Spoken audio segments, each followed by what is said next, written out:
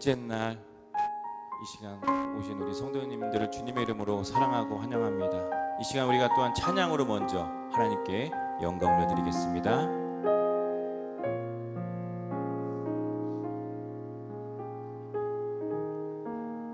빛으로 임하신 주, 빛으로 임하신 주, 나의 어둠을 비추시네. 내 안에 연약함 모두 씻어주시고 나를 기이 여기사 안으시네. 내 삶에 임하신 주, 모든 두려움 덮으시네. 나의 모든 것 주님만 의지하리. 눈을 들어 주님만 바라보리. 주님을 예배하는 것, 주님을 기뻐하는 것, 나의 마음과 뜻 다해 주님 더하기 원하네. 주님을 사랑하는 것, 주님을 갈망하는 것, 나의 유일한 소망이라. 빛으로 임하신 주, 빛으로 임하신 주, 나의 어둠을 비추시네. 내 안에 연약함 모두 씻어주시고 나를 귀히 여기사 안으시네. 내 삶에 임하신 주, 모든 두려움 덮으시네. 나의 모든 것 주님만 의지하리. 눈을 들어 주님만 바라보리. 주님을 예배하는 것, 주님을 기뻐하는 것, 나의 마음과 뜻 다해 주님 더하기 원하네.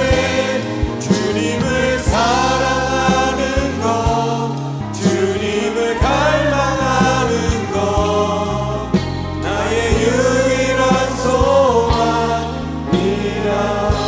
빛으로 임하신 주, 빛으로 임하신 주, 나의 어둠을 비추시네. 내 안에 연약함 모두 씻어주시고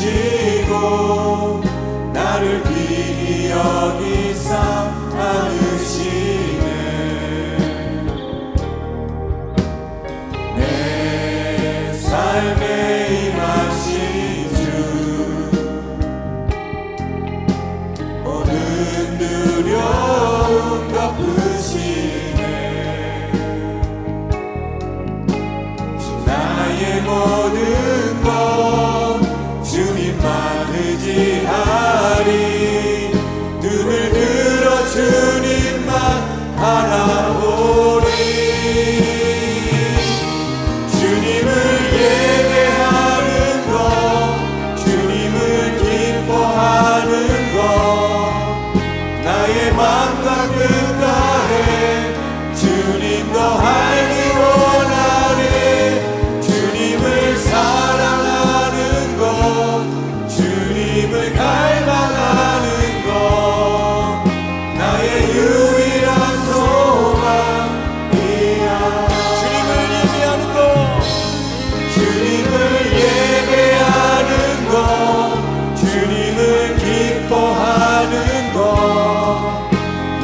마음과 뜻 다해 주님 더 알기 원하네. 주님을 사랑하는 것, 주님을 닮아가는 것, 나의 유일한 소망. 우리 다시 한번 고백하겠습니다. 빛으로 임하신 주, 빛으로 임하신 주, 나의 어둠을 비추시네. 내 안에 연약함 모두 씻어주시고 나를 귀히 여기사 안으시네. 내 삶에 임하신 주, 내 삶에 임하신 주, 모든 두려움 덮으시네. 나의 모든 것 주님만 의지하리. 눈을 들어 주님만 바라보리. 주님을 예배하는 것, 주님을 기뻐하는 것, 나의 마음과 뜻 다해 주님 더 알기 원하네. 주님을 사랑하는 것, 주님을 닮아가는 것, 나의 유일한 소망이라. 주님을 예배하는 것, 주님을 예배하는 것, 주님을 기뻐하는 것, 나의 마음과 뜻 다해 주님 더 알기 원하네. 주님을 사랑하는 것, 주님을 닮아가는 것, 나의 유일한 소망. 주님을 예배하는 것, 주님을 예배하는 것, 주님을 기뻐하는 것, 나의 마음과 뜻 다해 주님 더 알기 원하네. 주님을 사랑하는 것, 주님을 닮아가는 것, 나의 유일한 소망. 우리 마지막으로 한 번 더 고백합니다. 주님을 예배하는 것, 주님을 예배하는 것, 주님을 기뻐하는 것, 나의 마음과 뜻 다해 주님 더 알기 원하네. 주님을 사랑하는 것, 주님을 닮아가는 것, 나의 유일한 소망이라. 우리 하나님께 영광의 박수 올려드리겠습니다. 함께 박수 치면서 찬양하도록 하겠습니다. 생명의 주여 멸류관 받으시옵소서.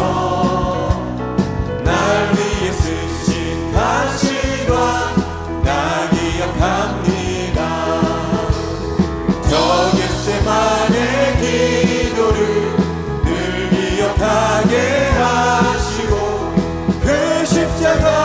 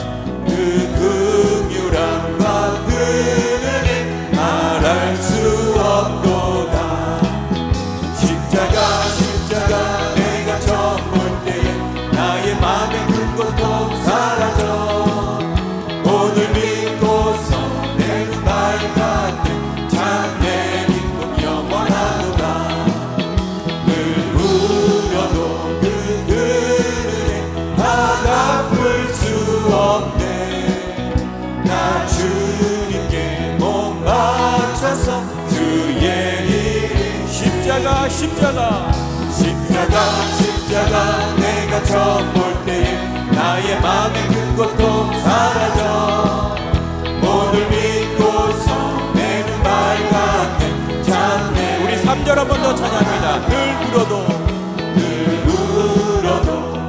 은혜 다 갚을 수 없네. 나 주님께 못 바쳐서 주의 이름 십자가 내가 처음 볼 때에 나의 맘의 큰 고통 사라져 오늘 믿고서 내 눈 밝았네 참내. 십자가 내가 처음 볼 때에 나의 맘의 큰 고통 사라져 오늘 믿고서 내 눈 밝았네 참내 기쁨 영원하도다. 이렇게 영광의 박수 올려드리겠습니다.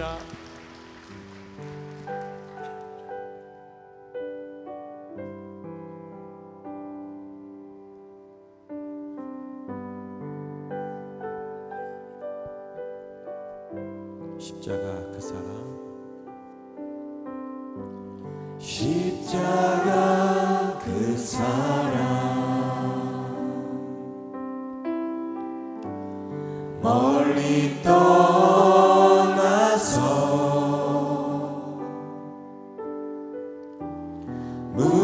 무너진 나의 삶 속에 잊혀진 주 은혜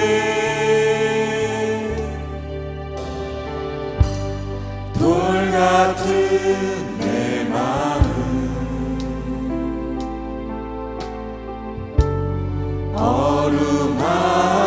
어루만지사 다시 일으켜 세우신 주를 사랑합니다.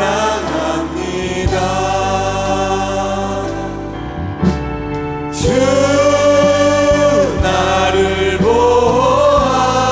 보호하시고 난 붙드시리. 나는 곧 외롭고 존귀한 주님의 자녀라.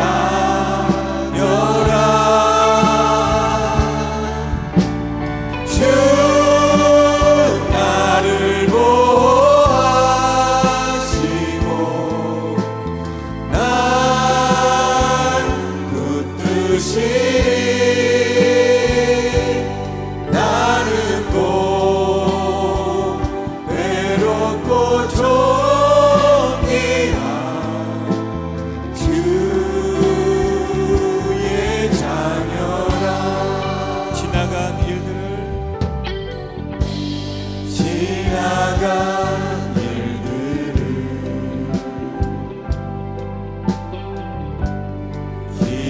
기억하지 않고 이전에 행한 모든 일 생각지 않으리. 사막의 강물과 길을 내시는 주 내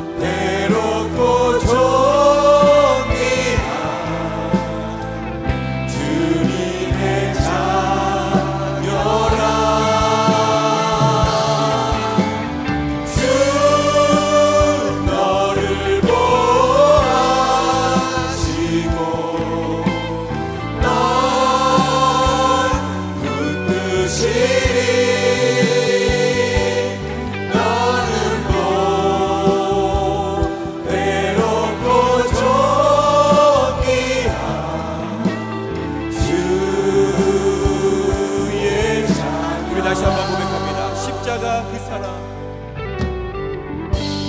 십자가 그 사랑 멀리 떠나서 멀리 떠나서 무너진 나의 삶 속에 잊혀진 주 은혜 돌 같은 내 마음 어루만지사 다시 일으켜 세우신 주를 사랑합니다. 주 나를 보호하시고 주 나를 보호하시고 나를 붙드시니 나는 못 외롭고 존귀한 주님의 자녀라. 주 나를 보호하시고 나를 붙드시니 나는 못 외롭고 존귀한 주. 우리 다 같이 두 손을 높이 들고 찬양합니다. 주 나를 보호하시고 주 나를 보호하시고 날 붙드시니 나는 못 외롭고 존귀한 주님의 자녀라. 주 나를 보호하시고 날 붙드시니 나는 못 외롭고 존귀한 주의 자녀라. 신앙 고백하시겠습니다. 전능하사 천지를 만드신 하나님 아버지를 내가 믿사오며 그 외아들 우리 주 예수 그리스도를 믿사오니 이는 성령으로 잉태하사 동정녀 마리아에게 나시고 본디오 빌라도에게 고난을 받으사 십자가에 못 박혀 죽으시고 장사한 지 사흘 만에 죽은 자 가운데서 다시 살아나시며 하늘에 오르사 전능하신 하나님 우편에 앉아 계시다가 거기로부터 산자와 죽은 자를 심판하러 오시리라. 성령을 믿사오며 거룩한 공교회와 성도가 서로 교통하는 것과 죄를 사하여 주시는 것과 몸이 다시 사는 것과 영원히 사는 것을 믿사옵나이다. 아멘.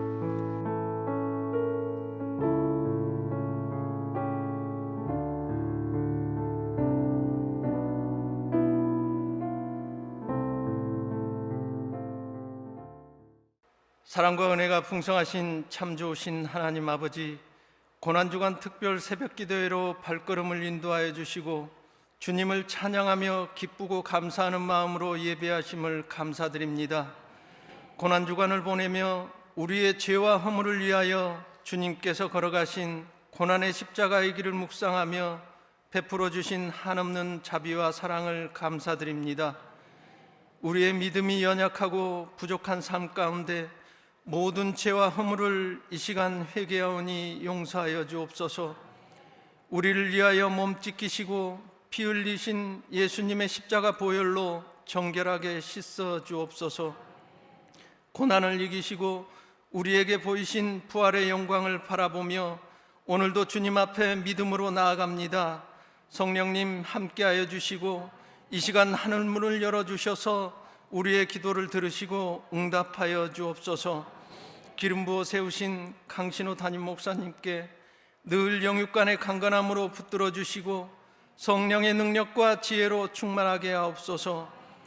이 시간 담임 목사님께서 하나님의 말씀을 선포하실 때 한량없는 은혜가 넘쳐나게 하옵소서.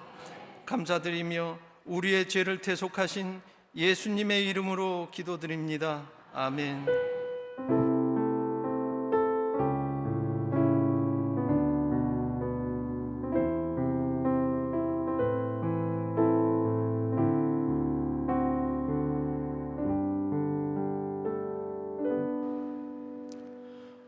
오늘 은혜 받으실 하나님 말씀은 요한복음 19장 38절에서 42절 말씀입니다. 요한복음 19장 38절에서 42절 말씀을 다 같이 봉독하시겠습니다. 아리마대 사람 요셉은 예수의 제자이나 유대인이 두려워 그것을 숨겼더니 이 일 후에 빌라도에게 예수의 시체를 가져가기를 구하매 빌라도가 허락하는지라 이에 가서 예수의 시체를 가져가니라. 일찍이 예수께 밤에 찾아왔던 니고데모도 모략과 침향 섞은 것을 100리트라쯤 가지고 온지라.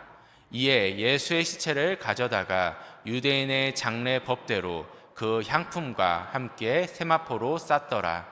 예수께서 십자가에 못 박히신 곳에 동산이 있고 동산 안에 아직 사람을 장사한 일이 없는 새 무덤이 있는지라.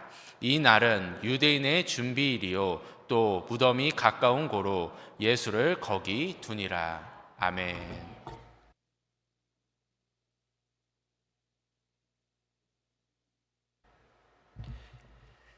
할렐루야. 오늘은 예수님이 십자가 앞에 선 제자들 주제로 두 번째 아리마대 사람 요셉에 대해서 함께 은혜를 나누고자 합니다. 다 같이 한번 말씀의 제목을 따라해 주시길 바랍니다. 두려워 숨었던 제자 아리마대 사람 요셉. 저는 가끔 인터넷에 실린 뉴스나 기사를 보면서 그 기사나 뉴스에 달린 댓글을 읽어볼 때가 있습니다. 그런데 한 사건에 달린 그 댓글을 보면 너무나 다양한 견해가 있다라는 사실을 보게 됩니다. 사람마다 각기 다른 견해를 가지는 데에 대해서는 복합적인 이유가 있다라고 생각합니다.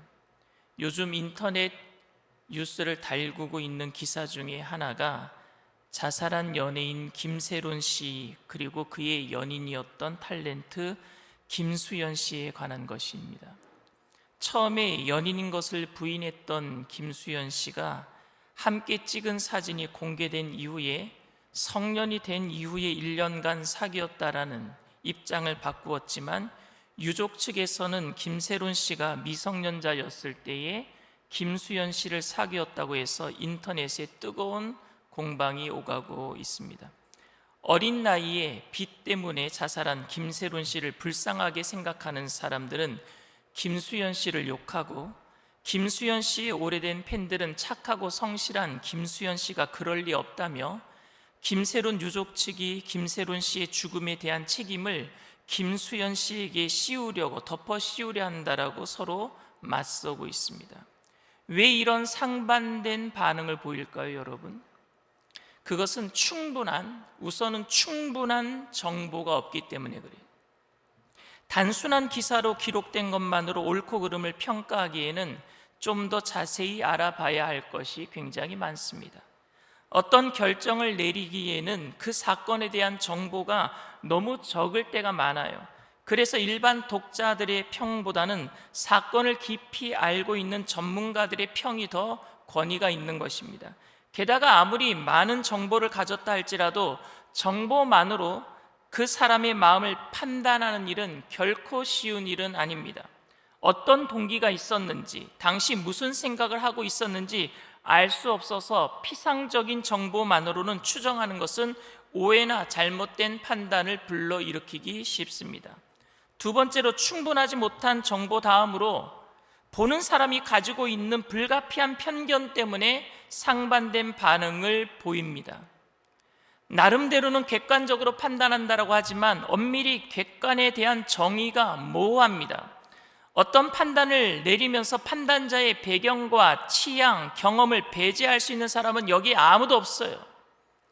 그 외에도 여러 가지 이유가 있겠지만 이 두 가지, 충분하지 못한 정보 그리고 사람의 주관적인 판단, 편견 때문이라도 우리의 판단으로 의한 섣부른 정죄나 심판은 아주 신중해야 할 것입니다. 법에서 정한 무죄 추정의 원칙도 무고할 수 있는 사람에 대한 섣부른 판단을 막기 위한 것이다 라고 저는 생각합니다. 설교하는 사람 입장에서도 가능하면 주어진 정보에 충실해서 청중이 납득할 만한 결론에 도달하려고 애를 씁니다. 그런데 주어진 정보가 충분하지 않아서 일치된 결론에 도달하기 쉽지 않은 경우가 설교할 때도 굉장히 많습니다. 앞으로 1000년 이후에 여러분, 이런 문서가 발견되었다라고 한번 해봅시다. 지금으로부터 1000년 전에 강신호라고 하는 사람이 있었다.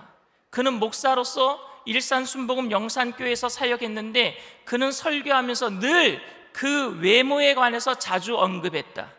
성도들은 그가 외모에 관해서 언급할 때마다 깊이 공감했고, 그럼에도 외모에 집착하지 않으려는 그와 함께 교회 생활하는 것을 큰 기쁨으로 여겼다. 말도 안 되는 문장이에요. 근데 여러분, 이 문장이 1000년 이후에 어떤 글에서 발견되었다고 합시다.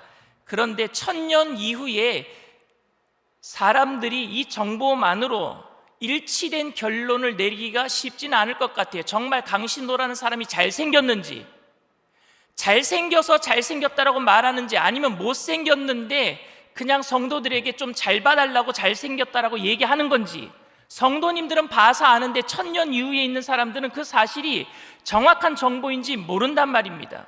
또 하나는 뭐냐면요, 1000년 이후에 미남의 기준이 바뀔 수 있어요. 여러분, 조선시대의 미인이랑 지금 미인이랑 같아요?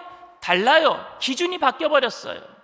그러니 자신의 주관적인 판단으로 1000년 이후에 저를 잘생겼다라고 못생겼다라고 할 수 있는 것들은 지금 판단 기준으로는 저를 보는 사람들은 알 수 있는지는 모르겠지만 1000년 이후의 사람들은요, 달라질 것 같아요. 저는 이번 설교의 본문을 이런 각도에서 다뤄보고 싶습니다.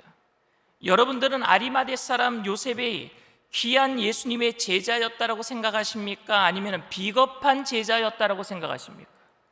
저는 아리마대 요셉이 괜찮은 주님의 제자였다라고 생각했습니다. 그런데 다른 사람들이 쓴 주석을 보면서 요셉에 대한 평가가 상반되었다,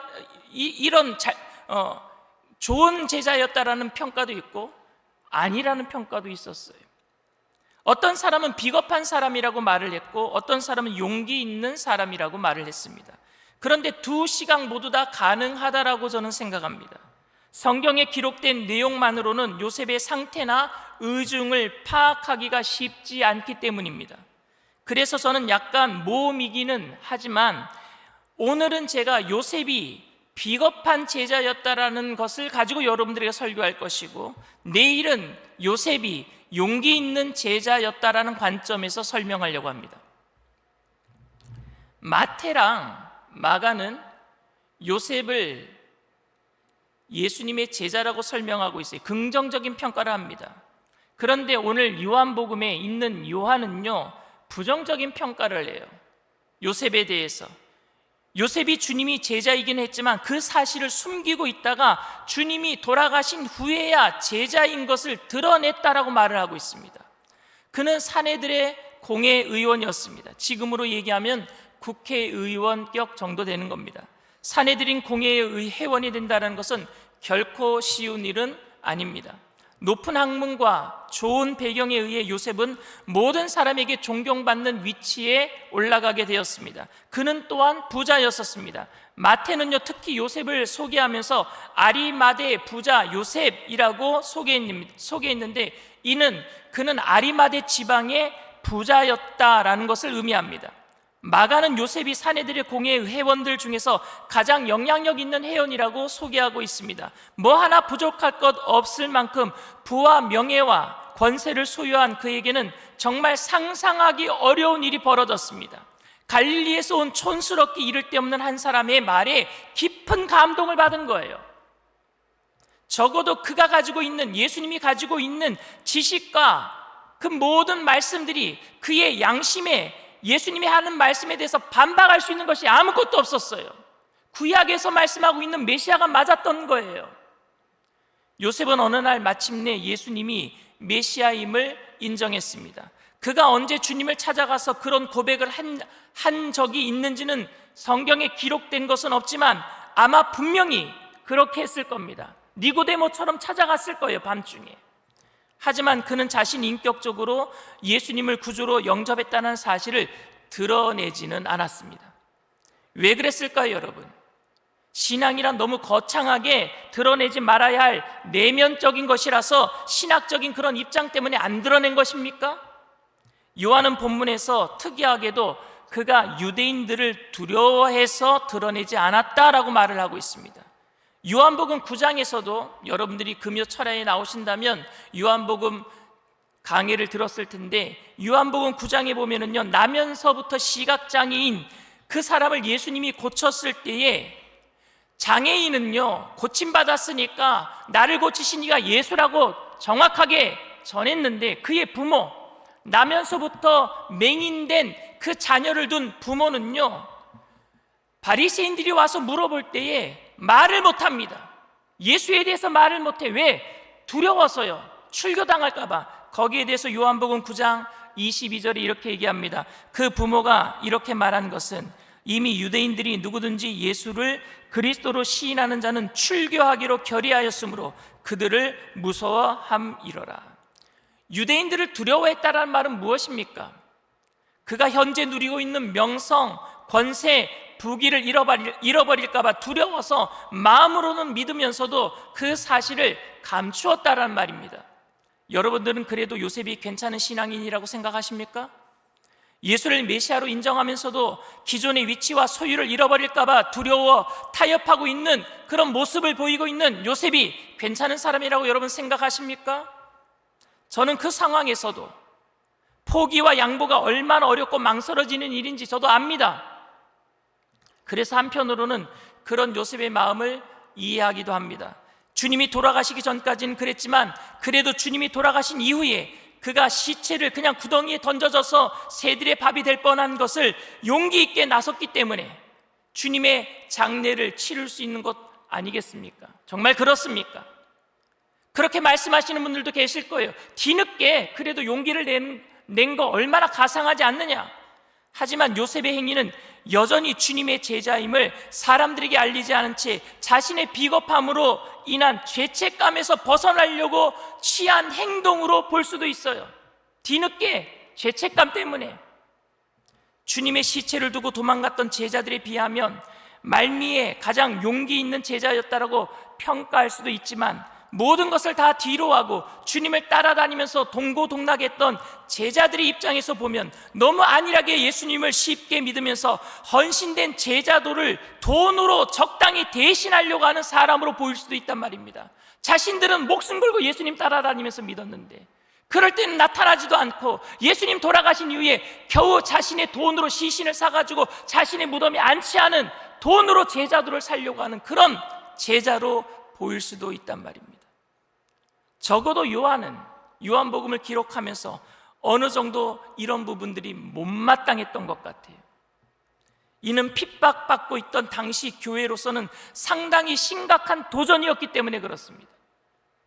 요한복음 12장을 보면 예수님이 많은 표적을 행하셨지만 믿지 않은 사람들도 많았고 심지어 믿는 사람들도 용기 있게 예수님 편에 서지 못했다라는 것에 대해서 요한복음 12장에 기록하고 있습니다. 요한복음 12장 42절 말씀입니다. 그러나 관리 중에도 그를 믿는 자가 많되 바리새인들 때문에 드러나게 말하지 못하니 이는 출교를 당할까 두려워함이라. 13절에 연이어서 이렇게 얘기합니다. 43절에 연이어서 이렇게 얘기합니다.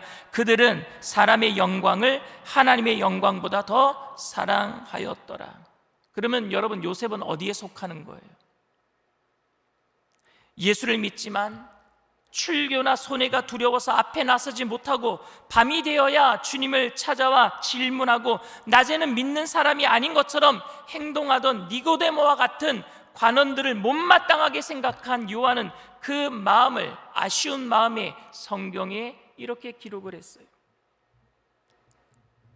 오늘 요한복음 19장 38절 39절에도 같은 내용입니다. 다 같이 읽습니다. 아리마대 사람 요셉은 예수의 제자이나 유대인이 두려워 그것을 숨기더니 이 일 후에 빌라도에게 예수의 시체를 가져가기를 구하매 빌라도가 허락하는지라 이에 가서 예수의 시체를 가지이니라. 일찍이 예수께 밤에 찾아왔던 니고데모도 몰약과 침량 섞은 것을 100리트라쯤 가지고 온지라.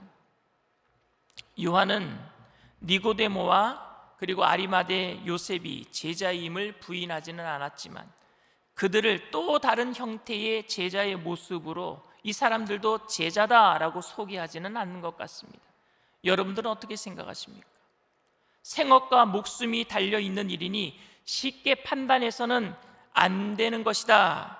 아무것도 포기하지 않고 적당히 믿으면, 여러분, 이렇게 아무것도 포기하지 않고 적당히 믿으면 하나님의 나라와 세상을 동시에 얻으려는 이런 사람들이 많아지는 요즘에 아쉬운 모습으로 보이지 않겠습니까?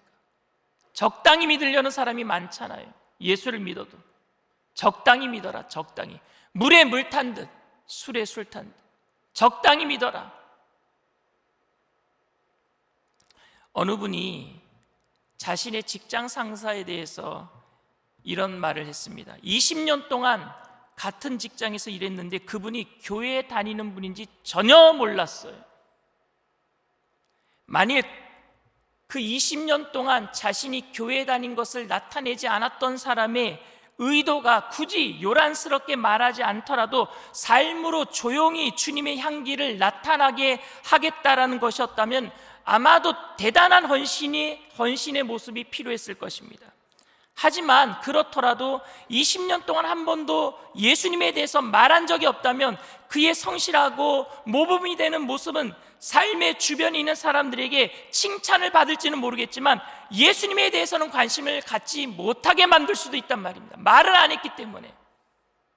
하지만 더 안타까운 경우는 하나님을 믿으면서도, 예수님을 믿으면서도 20년 동안 아무도 모르게 한 이유가 믿는다는 것이 창피해서, 믿는다는 것을 알릴 때 불이익을 당할까 봐서 행동을 더 조심하면서 알리지 않았다면 이건 더 문제가 큰 경우 아닙니까? 그러면서 그리스도인이기에 더 조롱받을지 모른다는 것이 두려워서 사람들 앞에서 기도하지도 않고 찬송 부리지도 않는 거예요. 즉 교회 다니는 티를 낸 적이 없는 경우입니다. 여러분들은 이런 사람들을 신사적인 기독교인이라고 생각되십니까?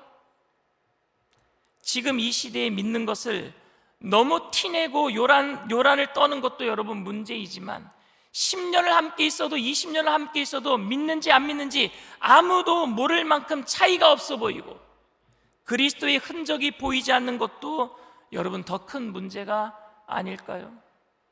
믿는 티를 너무 내지는 않아도 믿는 흔적은 나타나야 되잖아요. 특히 요셉처럼, 아리마대 사람 요셉처럼 유대인들이 무서워서, 출교가 무서워서, 명성과 건세를 잃을까 봐 두려워서 혼자 속으로만 믿으며 아무런 희생도 헌신도 하지 않으려고 하는 사람을 점잖은 신자라고 말하기에는 그리스도인들이 이 세상에 드러내야 할 그리스도의 향기는 너무 크고 당연한 것 아니겠습니까? 감추려고 해도 감출 수 없는 예수 그리스도의 향기는 예수 그리스도를 믿는 사람들을 통해서 이 땅에 나타나야 될 줄 믿습니다. 그런데 그걸 꼭꼭 감춰놨어요. 오해하지 마시길 바랍니다. 저는 그리스도를 드러내는 최선의 방법이 무엇인가를 지금 말하고 있는 것이 아닙니다. 압도적일 수밖에 없는 제자도에 관한 말씀을 드리는 거예요. 제자라면은 드러날 수밖에 없잖아요. 제자라면. 알렉산더 맥클라렌이라는 설교가가 요셉과 니고데모에 관해서 이런 말을 했습니다. 인정하고 고백할 수 있는 기회가 있었는데도 너무 소심하고 비겁하게 주님을 인정할 수 없었던 그들은 주님의 시신에 눈물과 존경을 보내는 것이 너무 늦었다라는 것을 알았을 때에야 주님 앞에 나올 수 있었다. 주님을 믿고 주님을 위해 무언가를 하고 싶은 마음이 있더라도 지금 당장의 편리와 이익을 잃어버리는 것을 두려워서 마냥 시간만 보내는 사람이 얼마나 많을까요? 아리마대 사람 요셉이 그리 생각했다고 보지는 않지만 주님의 시신의 향품을 제공하는 것으로 주님과의 마지막을 장식해야 했다면 얼마나 아리마대 사람 요셉은 후회스러웠을까요? 살아계실 때 좀 더 잘할걸. 평소에는 사람들이 두려워서 찬송 한번 제대로 부르지도 못하다가 주님 앞에 나아가 주님의 말씀 한번 제대로 경청하지 못하다가 주님과 사랑스러운 대화 한번 제대로 나눠보지 못하다가 주님이 돌아가신 이후에 무덤을 제공하면 그의 비겁함과 욕심이 모두 정당화될 수 있습니까, 여러분? 저는 오늘날 교회의 문제는 많은 교인이 교회에서 교인이기를 자처하지만 교회 밖에서는 교인이기를 감추려고 하는데 문제가 있다고 생각합니다. 물론 이런 현상은 이미 말씀드린 것처럼 몹시 극성스러운 교인들에 대한 반작용으로 나타날 수도 있어요. 저렇게 미친 사람처럼 믿느니 내가 좀 조용히 믿어야 되겠다라고 하는 생각 때문에 예수 믿는 것을 안 드러내려고 일부러 그렇게 하는 사람들도 있습니다. 하지만 어쩌면 그렇게 극성스러운 교인들의 모습이 너무 싫다라는 말은 사실은 내가 헌신하고 손해보는 것을 미화시키는 구실로 삼고 있지는 않습니까? 헌신하기 싫어서, 손해보는 거 싫어서, 미친 사람처럼 믿기는 싫다라는 말로 나를 미화시키고 있지는 않습니까? 만일 그렇다면 우리의 문제는 우리가 처음부터 아리마대 사람 요셉과 같은 제자가 되기를 자처하고 있는 것이라고 생각합니다. 3년간 주님을 따라다닌 요한의 입장에서는 핍박과 불이익이 두려워서 제자들과의 교제를 꺼리고 예배에도 한 번도 참석하지 않고 마음속으로만 예수를 믿었다라고 말하는 사람들이 너무너무 섭섭했을 거예요. 자기는 죽기 살기로 예수님 쫓아다녔는데 제자들이 불이익을 당할 때 권력을 가지고 있으면서 예수님 믿으면서 얼마든지 나타나서 도와줄 수 있었음에도 나타나지 않았어요. 예수님이 유대 지도자들에게 의해서 어려움을 겪을 때 희생을 각오한다는 말 한마디라도 예수님 편에서 거두어 주었다면 정말 예수님에게 위로가 되고 평강이 되었을 텐데, 큰 힘이 되었을 텐데 전혀 그러지 않으니 그가 주님의 제자인 줄 아무도 몰랐어요. 유대인들이 두렵기는 주님과 함께 다니던 제자들도 마찬가지였을 텐데, 주님과 함께하던 제자들이 두려워서 밤잠을 이루지 못하고 피곤과 배고픔에 힘들어하고 있을 때에 요셉은 전혀 아무런 부족함도 느끼지 못한 채 편안하게 지냈을 것입니다. 3년 동안 주님을 따라다니면서 군중의 반응이 너무 조속지변이라서 사역의 의미를 찾지 못하고 있을 때, 낙심하고 있을 때 요셉은 한 번도 나도 주님을 믿습니다라는 말로 제자들에게 용기를 준 적이 없습니다. 그는 마음속으로만 제자였었어요. 마음속으로만. 그는 혼자만 경건한 신자였었습니다. 그가 혼자 있을 때 주님의 말씀을 얼마나 묵상했는지, 얼마나 묵상하며 그 말씀대로 살았는지는 모르지만 다른 사람은 아무도 그와 영적인 교제를 나누지 못했습니다. 왜 그랬을까요? 두려웠기 때문입니다. 주님을 사랑했지만 주님 때문에 받을 상처가 두려웠고, 주님 때문에 볼 손해가 두려웠고, 주님 때문에 내 삶이 불편해질까 두려웠고, 주님 때문에 내가 불이익을 당할까 봐 두려웠어요.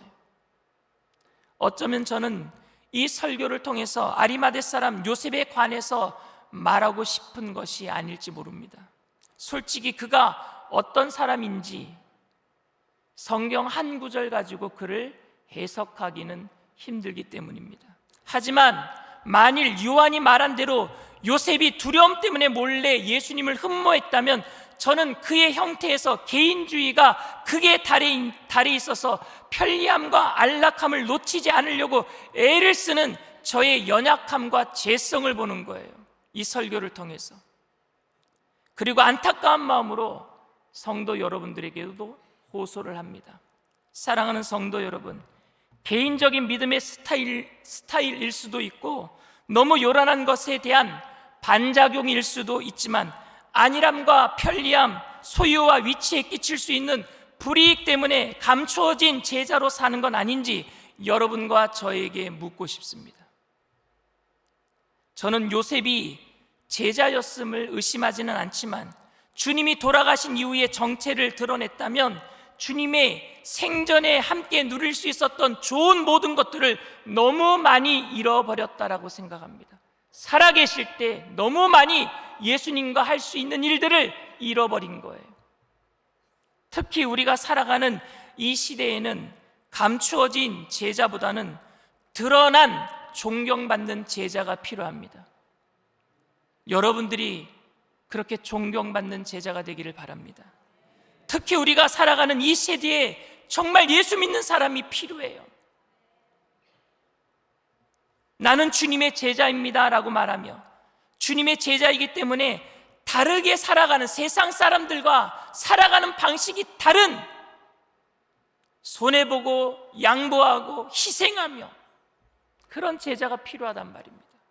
명예도 돈도 아닌 세상 사람들이 보기에는 정말 바보 같은데 나도 저 사람 닮아가고 싶습니다, 그렇게 살아가는 제자가 필요하단 말입니다. 주님을 믿는다면 주님이 돌아가신 이후에 눈물 흘리지 마시고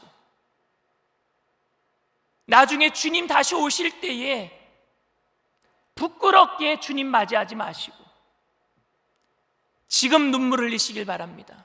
눈물로 씨를 뿌리는 자가 기쁨으로 단을 거두게 될 줄 믿습니다. 찬양할 수 있을 때 찬양하시길 바랍니다. 주님을 인정할 수 있는 지금 주님을 인정하시며 삶으로 살아내시게 되기를 바랍니다. 그렇게 후회 없이 주님을 사랑하고 주님과 교제하는 저와 여러분들 다 되시기를 주님의 이름으로 축원을 드립니다. 기도합니다. 사랑과 은혜가 풍성하신 좋으신 하나님, 우리에게 생명호흡이 주어졌을 때에, 우리에게 주어진 하나님의 달란트가 우리에게 있을 때에 최선을 다해서 제자로 살아내게 하여 주시옵소서. 그래서 주님 오시는 그날에 잘하였도다 착하고 충성된 종이라 칭찬받게 하여 주시옵소서. 뭐가 두려워서 숨기며 살고 있겠습니까? 세상이 감당하지 못하는 믿음의 사람들로 주님 성령의 충만함으로 우리 가운데 임재하여 주시옵시고, 나에게 올 불이익, 주님 때문에 받을 고난, 그것보다도 우리와 동행해 주시고 어느 순간 한순간에도 우리의 손 붙잡아 일으켜 세워주시는 주님의 사랑 안에서 용기를 얻게 하여 주시옵시고, 두려워하지 않게 하여 주시옵시고, 오직 주님만 바라보며 믿음으로 주님 앞에 나의 십자가를 지고 나를 부인하며 주님을 온전히 따라가게 하여 주시옵소서. 그 십자가 앞에 선 제자들이 다 되게 하여 주시옵소서.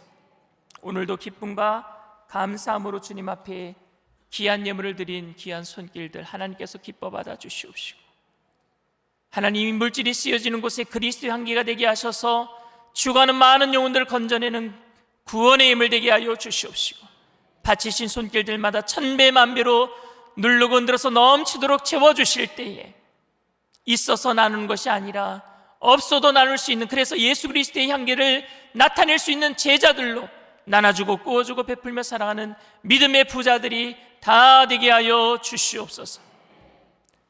지금은 우리 주 예수 그리스도의 무한하신 은혜와 아버지 하나님의 영원하신 극진하신 사랑하심과 보혜사 성령님 내주교통 충만하시고 위로하시는 축복이 우리에게 주어진 생명호흡이 있는 한 주님을 찬양하며 주님을 예배하며 이 세상 가운데 담대하게 주님을 전하며 살기로 결단하는 믿음의 백성들, 개인, 가정, 사업, 직장, 자녀, 학업생활, 범사 전체 위에 지금으로부터 영원토록 함께 하실지어다. 아멘. 할렐루야. 우리 주님 앞에 영광의 박수 올려드립니다.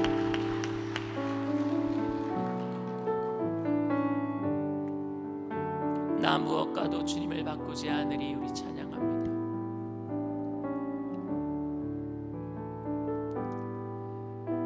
나 무엇과도 주님을 바꾸지 않으리. 다른 어떤 은혜 구하지 않으리. 오직 주님만이 내 삶의 도움이시니 주의 얼굴 보기 원함. 나 무엇과도 주님을 바꾸지 않으리.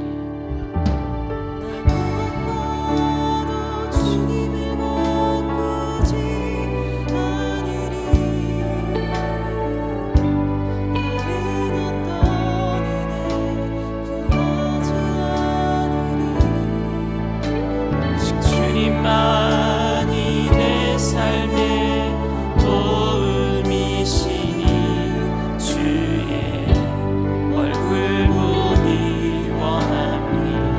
주님 사랑해요. 주님 사랑해요.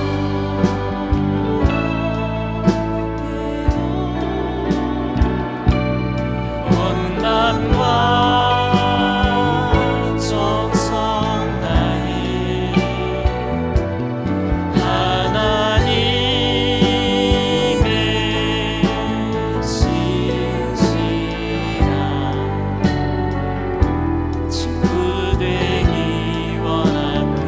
주님 사랑해요. 주님 사랑해요.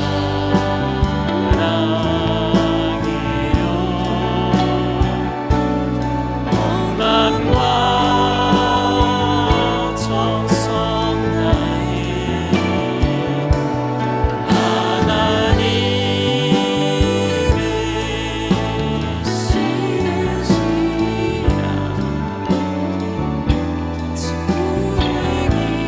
주님 사랑해요. 주님 사랑해요.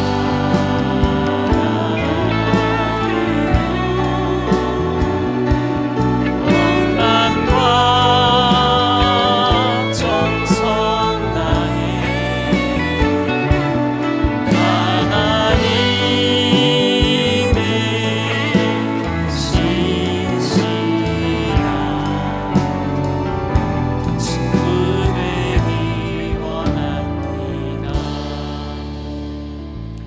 여러분들 열처녀의 비유 다 아시죠?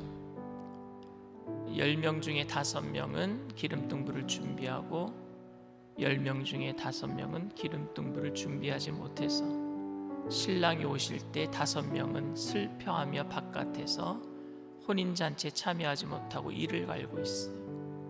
무엇을 이야기할까요, 여러분? 10명의 처녀는 신부이기 때문에 예수님의 혼인잔치에 참여할 수 있는 사람들이기 때문에 기독교인들을 얘기합니다.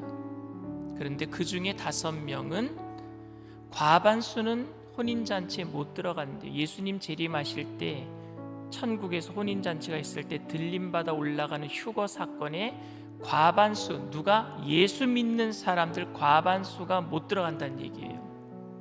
예수 안 믿는 사람 50%가 예수 믿는 사람, 세상에 50%가 예수 안 믿는 사람이니까 예수 안 믿는 50%가 휴거되지 못한다가 아니라 예수 믿는 사람 중에서, 신부들 중에서 50%가 못 들어간다는, 이건 예수님이 하신 말씀이에요. 제가 하는 얘기가 아닙니다. 그럼 기름등불이 뭘까요, 여러분? 기름을 성령 충만이라고 얘기하는데 저는 그거보다도 기름을 준비했다는 이 일은 무엇입니까? 신랑이 다시 오겠다라는 게 오는 날이 혼인식이거든요. 신부를 보고 집에 가서 지창감을 가지고 돌아오는 날이 바로 혼인식인데 그때가 대부분 다 밤이에요. 왜? 낮에는 더우니까. 그러니까 언제 올지 모르니까 기름을 준비했다는 건 뭐예요? 날마다 신랑을 생각했다는 거 아니겠습니까? 언제 올지 모르니까 날마다 신랑을 생각한 게 기름을 준비한 거예요. 그리고 오늘날 올까? 기름 준비해서 오늘 켜버린 거예요. 내일 올까? 또 기름을 준비해서 내일도 켜는 거예요. 이게 예수님의 믿는 사람들의 삶인 줄 믿습니다. 빛을 비춰야죠. 근데 아무도 모르게 덮어놔. 오늘은 안 오겠지. 기름 등불 안 켜요. 그러니 신랑 올 때 못 들어가는 거예요. 누가 제자이겠습니까? 성도는 여러분 다 제자이어야 합니다. 어떤 분은 그러더라고요. 나는 성도이기는 하지만 제자는 안 될래요. 아니요, 성도는 제자예요. 오늘 여러분들이 예수님께서 우리에게 시간을 주셨을 때, 건강을 주셨을 때, 물질을 주셨을 때, 우리에게 이런 환경을 주셨을 때, 우리가 그냥 속된 말로 이런 얘기하잖아요. 있을 때 잘하라고요. 예수님께 우리에게 모든 것 주셨을 때 제자로서 살아내게 되기를 바랍니다. 주님 앞에 서 있는 거예요. 우리가 오늘 시간 성령님, 내가 제자로서 살아갈 수 있도록 힘들고 어려운 이 세상 속에서 주님 나를 지켜주시옵시고 용기 주시옵시고 함께 성도들 격려하여서 함께 믿음으로 달려가게 하여 주시옵소서. 우리 주님 세 번 부르고 통성으로 간절히 기도합니다. 주여